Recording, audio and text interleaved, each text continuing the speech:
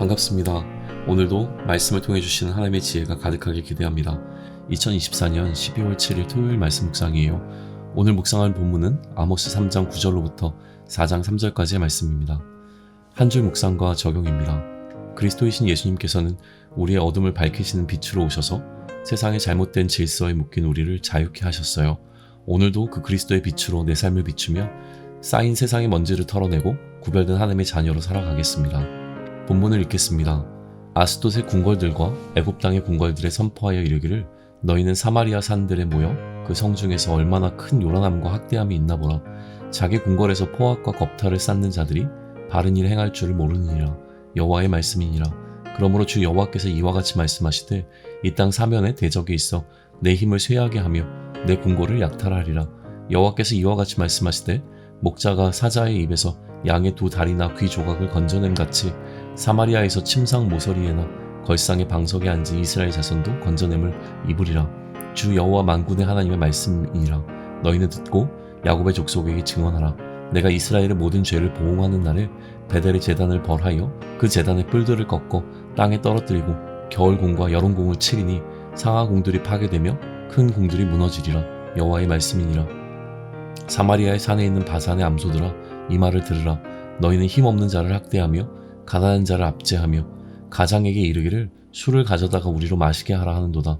주 여호와께서 자기의 거룩함을 두고 맹세하시되 때가 너희에게 이를지라. 사람이 갈고리로 너희를 끌어가며 낚시로 너희의 남은 자들도 그리하리라. 너희가 성 무너진 데를 통하여 각기 앞으로 바로 나가서 하르몬에 던져지리라. 여호와의 말씀이니라. 해설입니다. 하나님께서는 아스돗 지역의 궁궐과 애굽의 궁궐에 속한 자들을 사마리아 산으로 부르십니다.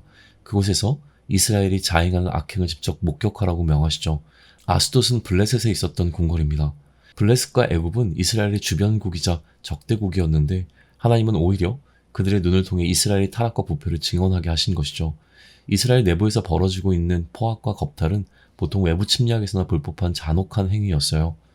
그러나 그들은 이제 스스로를 향해 그러한 악행을 저지르고 있었습니다.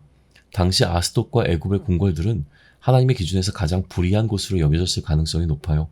그럼에도 하나님은 그들조차 이스라엘보다 도덕적으로 우위에 있음을 드러내신 것이죠. 이것은 하나님께서 이스라엘의 영적 무감각과 도덕적 타락을 얼마나 심각하게 보셨는지를 보여줍니다. 이스라엘은 스스로 분별력을 상실한 채 주변 민족들에게 조롱거리가 되고 말았어요. 그들의 약점은 결국 침략의 빌미가 되었고 하나님께서는 이웃 나라들이 그들의 악행을 목격하게 하심으로 이웃들로 하여금 이스라엘을 침략하게 하셨습니다. 포악과 겁탈로 강력해 보였던 이스라엘은 이제 적대국들로부터 포악과 겁탈을 당하는 약한 존재로 전락하게 됩니다. 이전에는 스스로 약탈하던 자들이 이제는 약탈당하는 자의 처지로 뒤바뀌는 아이러니를 맞이하게 된 것이죠. 하나님의 이러한 심판은 분별력을 잃어버려 악을 악으로조차 인식하지 못했던 이스라엘이 자신들의 죄악을 더 큰 고난을 통해 깨닫도록 하려는 하나님의 엄중한 교육적 조치로 보입니다. 그러나 심판 가운데서도 하나님은 은혜의 여지를 남기세요.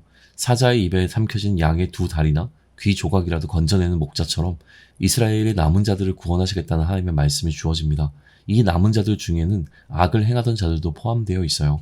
이는 하나님의 구원이 인간의 공로가 아니라 철저히 하나님의 주권적 은혜에 달려있음을 보여주죠. 하나님은 또한 이스라엘의 악행의 중심이었던 우상들과 그 우상의 제단을 완전히 파괴하실 것을 선포하십니다. 불을 쌓기 위해 약자와 가난한 자를 짓밟았던 자들은 이제 그들이 학대받고 자신들이 쌓아올린 성에서 추방당하게 될 것입니다.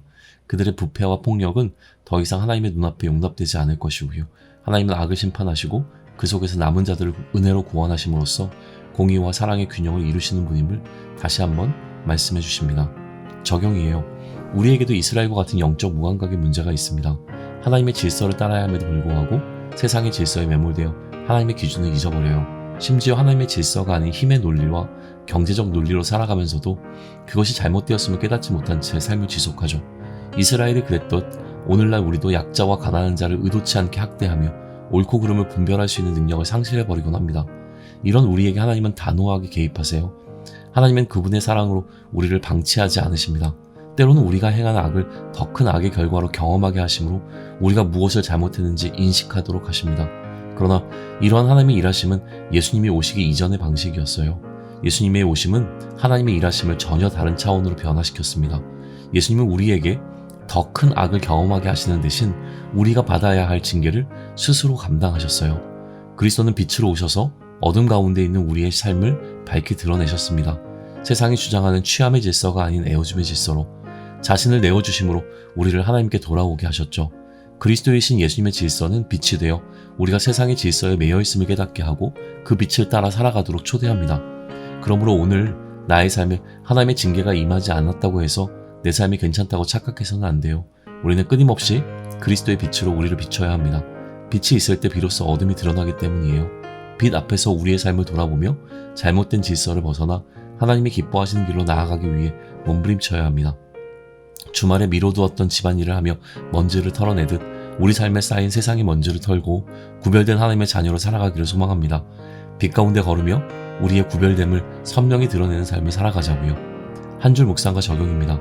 그리스도이신 예수께서는 우리의 어둠을 밝히시는 빛으로 오셔서 세상의 잘못된 질서에 묶인 우리를 자유케 하셨어요. 오늘도 그 그리스도의 빛으로 내 삶을 비추며 쌓인 세상의 먼지를 털어내고 구별된 하나님의 자녀로 살아가겠습니다. 기도드립니다. 영적 무감각 속에서 하나님의 질서를 잊고 세상의 논리에 매몰되어 살아가고 있음을 고백합니다. 어둠을 밝히시는 그리스도의 빛으로 제 삶을 비춰주세요. 세상의 욕망으로 뒤덮인 내 마음을 깨끗이 하고 구별된 하나님의 자녀로서 정결한 삶을 살아가기 위해 애쓰겠습니다. 그리스도의 내어주심의 질서를 따라 사랑과 공의를 행할 수 있는 지혜와 힘을 주세요. 빛 안에 머무는 오늘을 살 수 있도록 도와주세요. 예수님의 이름으로 기도드립니다. 아멘.